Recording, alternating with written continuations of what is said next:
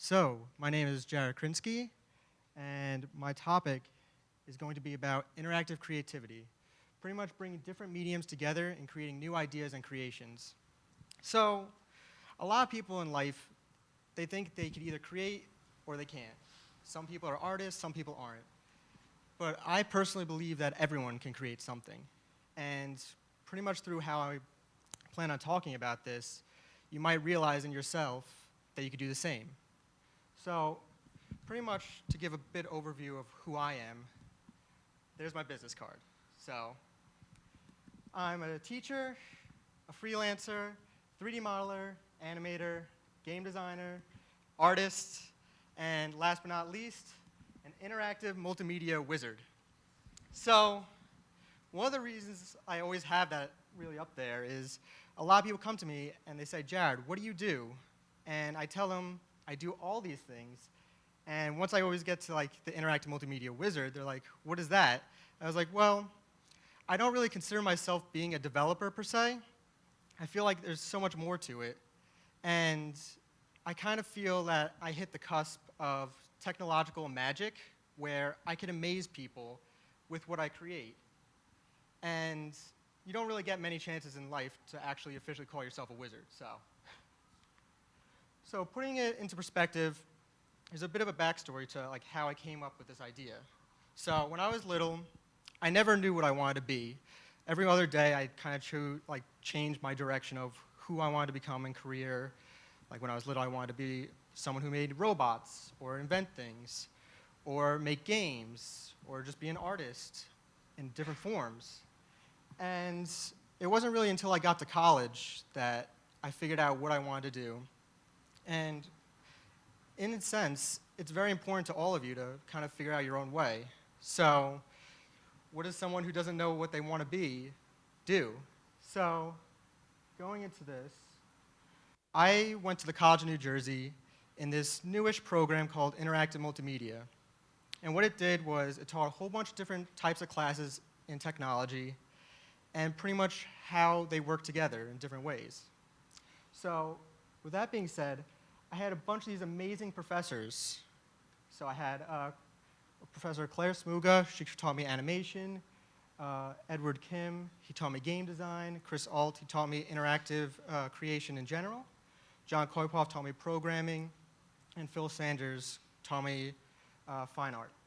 So when I kind of took all these different classes, they usually say go in a specific route and what you want to do. So like if you want to do animation, go into a whole animation route. If you want to do programming, go into a programming route. But that just left me with so many choices, and I really wasn't certain on what I wanted to do. So I really spoke with all these professors one-on-one and tried to figure out what's best for me. And working with them in these projects, it really let me realize that I wanted to do all of that and become interactive multimedia in general. And that was going to be my idea and my profession. So just to give a couple of views on how this works is, I could take different medias, bring them together in new and pretty much create stuff in new ways that you wouldn't think of. So just say for an animation example, when you create an animation, you usually have music as like an afterthought or try to time it to music. But after you do that for a certain amount of time, it gets boring. Why can't we make it a little more interactive and have the music control how you're animating? Or with game design, I worked with Edward Kim, and we created a game that promoted good health and collected data for the Robert Wood Johnson Foundation. And it really opened my eyes because being a huge gamer, it was more of like an entertainment idea. But once we worked on creating stuff that promoted good health, I realized there's so many doors that could be opened. Interactive design just showed me how to pretty much bring all this together and market myself and pretty much produce what I want to produce. When I went to programming, I spoke with John Koypoff at the time, and he was really helpful in pretty much having me come to this realization that I could create whatever I want and bring whatever else I knew into the idea. So he always told me this story about how when he started off, he was a graphic designer. And to most people, people would say, graphic design and programming, that's completely different. But once he got into it, he was able to program anything he wanted, and he brought all his artistic ability from graphic design into his own ideas. And with Phil Sanders and fine art, we learned how to create art that not only was fun to interact with, but it just promoted new ideas and ways of understanding. So once I figured all this out, we kind of came to this idea of how there's this question of what is IMM, or interactive multimedia? And what I took from it was it's all of this, and it's just so much more. These are just 5 little details or side areas I focused in, but once I came to this whole realization, I saw that there's so much more, and there's so many more possibilities of integrating everything together. So if you want to do game design, a lot of big things going on right now with virtual reality. So what can we do with virtual reality that involves animation and game design? So you could have interactive games, animations that you could interact with, and try a whole bunch of new ideas that we couldn't do years ago. And I feel that we're on like this technological cusp where we can make whatever we want at this point, and everything just keeps getting better and better. So we could figure out how fine art and programming could create music, and I'll be able to show an example of that in a little while. Or just even taking different ideas and seeing how we could work them into a new project or a new idea that might be completely new, or just making something even better than it originally was. So pretty much a couple ideas of how I brought this into an actual project was through game design. And like I said before, I worked with the Robert Wood Johnson Foundation in creating this game that promoted good health and collected data. And that was really eye-opening for me, because when you think of the games, you think of just entertainment. But this actually helps people now. And it's just seeing how we could take something from medical and entertainment and bringing them together is just really insightful. With animation, you could create so many new interactive ways of viewing animation through pretty much virtual reality, augmented reality, mixed reality, finding different ways of interacting with them.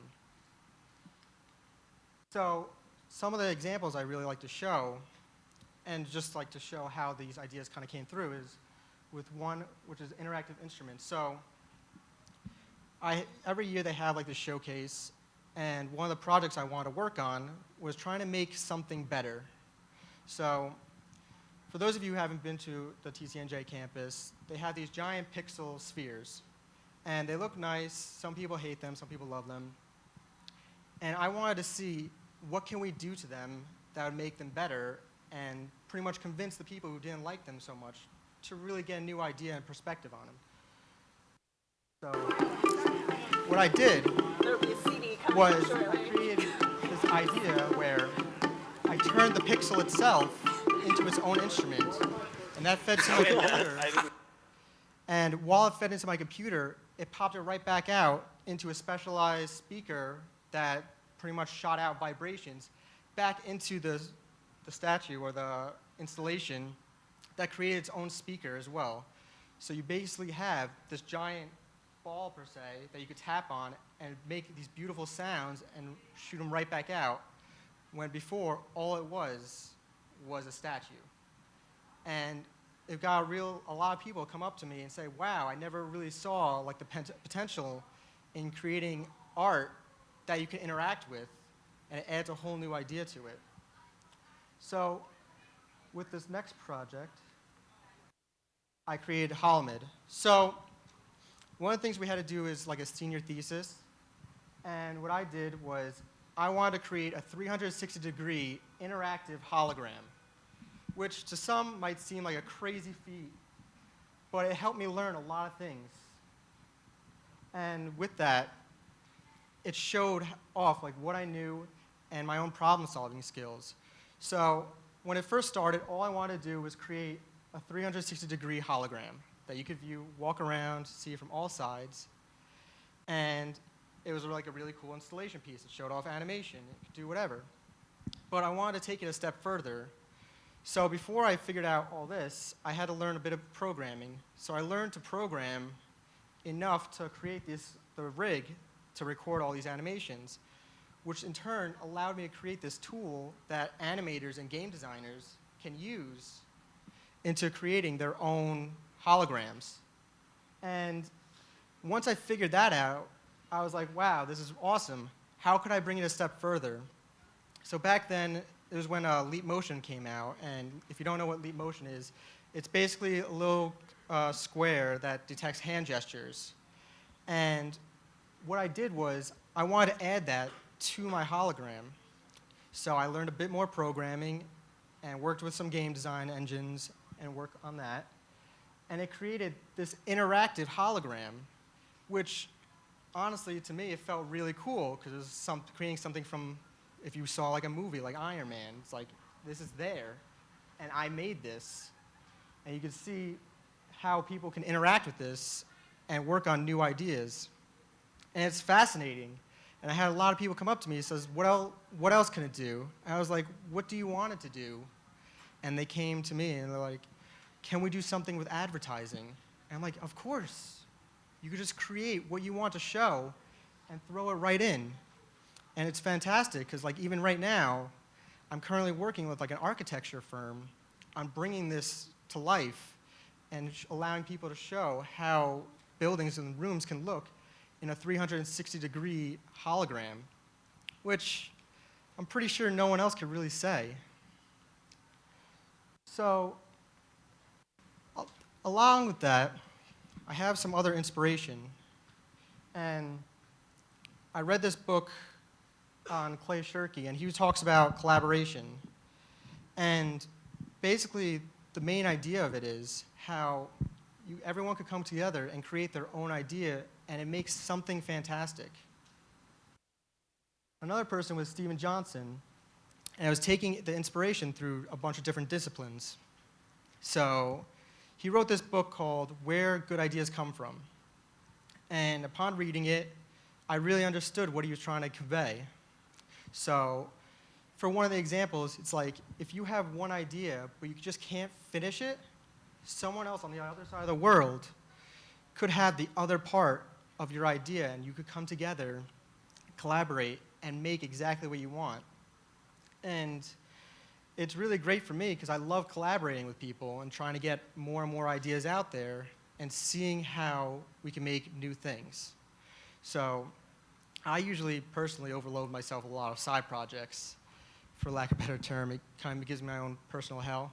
But I love it in a way because I get to try a whole bunch of new things and new ideas. Right now I'm working with my friend Christina and a couple of other folks in creating a game, and we're trying this new idea where if you're in a game design company, you have your level designers or level artists, and you have like your puzzle designers. Usually level designers create the level and the puzzle designers design the puzzles based on that level. Or vice versa, the puzzle designers design the puzzles first, and level designers design the area around the puzzles. But we wanted to see what would happen if we took this idea and combined the two methods. And what we have now is a way of showing new puzzles in different variations so it doesn't feel so static and it feels fresh and new in every level. And it's just a really cool idea to work with. And one of the fantastic things I learned from being an interactive multimedia major in the school was how everyone had their own ideas, and a lot of people wanted to go in their own directions, but I still had access, and I was able to pick their minds, and we were able to work on a whole bunch of projects together. So now I could go to my friend Eric, who's mainly an animator and modeler, and we could create a game together, or an animation. I go to my friend Christina and create a game. I go to my friend Anthony, who does video effects and editing, and we could just create a movie or do something with photography. In the end, your ideas are limitless. And no matter what idea you have, you could try to make it a reality. Another group that I kind of get a lot of inspiration from is Nintendo. And that's because they always try to create new ways of playing and bringing new ideas into the market. So, of course, a lot of people know how a Wii works with the motion controls and all that, and how they have the balance boards and all these things. But at the time, it was only for entertainment. But now you see it working for health and just different ideas. I've seen it work for an augmented reality headset for motion tracking. And there's just so many ideas you could take from it. So I don't like to say that there's some people who could create and some people who can't, because I feel that everyone could create. And even if you're focusing on like one specific major or idea or, I guess, career, you could come together and create something awesome. It's like bringing science into animation, where, hey, I could show you how DNA is formed through animation, and you just see a whole new way of viewing it from a different perspective. And it's just fascinating. And that's why I really consider myself as being like an interactive multimedia wizard, because everyone has that ability to become that. And once you create something that you're truly proud of, you feel that sense of magic, and you're just so happy with what you create. Even if you don't finish it, you at least did something.